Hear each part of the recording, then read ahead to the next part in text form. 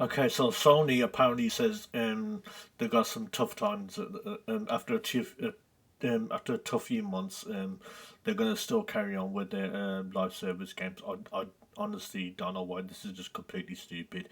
Anyway, I'm reading from pushsquare.com. Um, in a devastating statement issued today, Sony announced the closure of two studios it acquired under co-CEO Herman Hulst's tenure, but it's not deterred it from chasing the live service gravy train. There's not really a gravy train, especially when the thing is there's only probably two live service games that I could think of which are only succeeding, and that's obviously Fortnite and probably Warzone, but I can't really think of anyone else that's able to break through. And I would include Genshin Impact as well, but it's not a. I wouldn't say it's a gravy train, because if it was a real gravy train, like he's trying to say, and then they'll be all six. And then every live service game will be succeeding, so he's obviously lying. The executive said that expanding beyond PlayStation's devices and crafting engaging online experiences alongside our single player games is key for us as we evolve our revenue streams.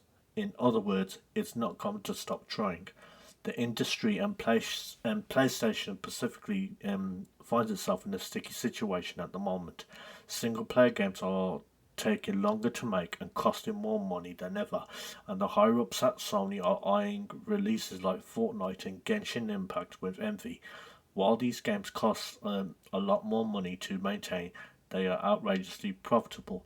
The platform holder had hoped a title like Concord could enjoy similar success. The game was taken offline in just 2 weeks. It's interesting. Holt talks specifically about expanding beyond PlayStation and devices as the manufacturer has been porting games to PC and looking to get into mobile for quite some time. It shuttered smartphone developer Neo Keo earlier today. I didn't know about that one. I knew about the developer who made a Concord. I knew they were gone. That was going to happen anyway, which was reported working on an action game designed to span multiple devices. We need to concentrate on titles that are in line with PSM Studios' pedigree and have the potential to reach more players globally, he admitted. Hurst continued, I am a big believer in the benefits of embracing creative experimentation and developing new intellectual property. However, growing through sustainable financials, um, sorry, especially in a challenging economic environment, is critical. I remain confident that we are building a reliant and capable organization driven by creating unforgettable entertainment experiences for our players. To be fair to PlayStation, I don't know why this article is saying to be fair to PlayStation. This has been a complicated year. Helldivers and 2 exceeded all expectations, becoming the fastest selling PS Studio title of all time. While it's tailed off slightly since its explosive launch, it remains a very popular title and will likely enjoy a long life cycle, like the company is hoping from all its live service releases. In terms of its upcoming projects, Bungie is still working on Marathon, while Jade Red, Redmond's Raymond's team at Haven continues to plug away at Fair Games. Stupid generic title. It'll be interesting to see what the future holds for all these projects and whether the Sony can successfully juggle its ambition to grow with the demands of its fans. The thing is, right? He says here that he talks about they're envious of these live service games like Fortnite and Genshin Impact. But the thing is, Concord was put with a studio that pretty much had little to no experience in the live service market. Also, it was given a $200 million budget, not including marketing budget, just for the game. I'm willing to bet Fortnite and Genshin Impact when they were starting out had nowhere even close to having that budget when they were starting a live service game. What the hell? Why are you spending $200 million dollars on a live service game. What's the point of that? And then they say that they're struggling on putting out games. Well, the thing is, why the hell are you spending hundreds of millions of dollars on games for? When the thing is, I mean, look at Nintendo. Look at Nintendo, and also look at some of your and look at a few of your games that the games that came out on your console. I know that Eliza P is obviously not exclusive, but the thing is, Eliza P, I went into bed didn't cost 100 million, and obviously Wukong cost him 60 million to make. So the thing is, the fact that they're spending hundreds of millions of dollars on making these games, it just sounds like a stupid dick measuring contest. Oh, look how much money we can spend on our games, but you're just making yourself look stupid. And this guy Herman Hulst, honestly, he seriously needs to go. I don't know why. I don't know why he did not.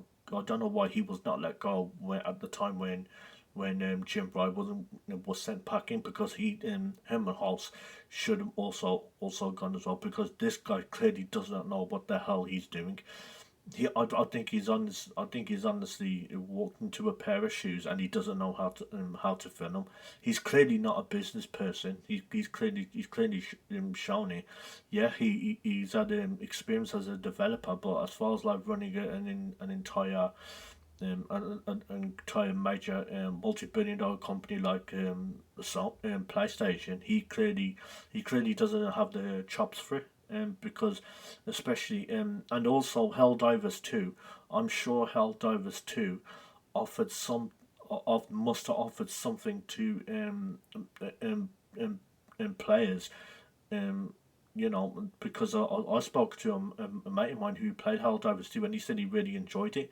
And the thing is, when Concord got announced at the state of play, I mean, the general consensus was that this is so generic, and it just feels like a really bad Guardians of the Galaxy live service game, and it really did come off that way. And I was watching, and I was like, it just feels boring and generic, and they spent $200 million on that. It was like it didn't even look like he spent $200 million on it, and he's pretty much tone deaf, and that if anything, to be honest, I mean they're just gonna get it's just gonna get worse, especially if you're a PlayStation fan. So if you're looking for PlayStation to get better, it's like, well, you know what, you better weather the storm, because they're obviously now becoming the PlayStation of the PS3 era.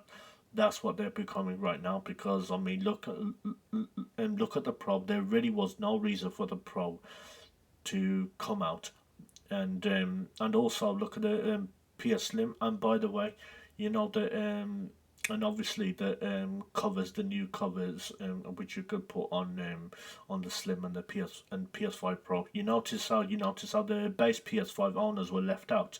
They could have easily had to come up and be released for the base PS5 owners, but no, they left them out. They said no, it doesn't matter. And so basically, people who didn't want to buy a Slim nor the Pro, and wanted to stay on their base console, are pretty much left out on the lurch. And they obviously don't understand of the fact that there's a cost of living crisis, and yet they're just so tone deaf. Anyway, let me know in the comments what you think, and I'll see you soon.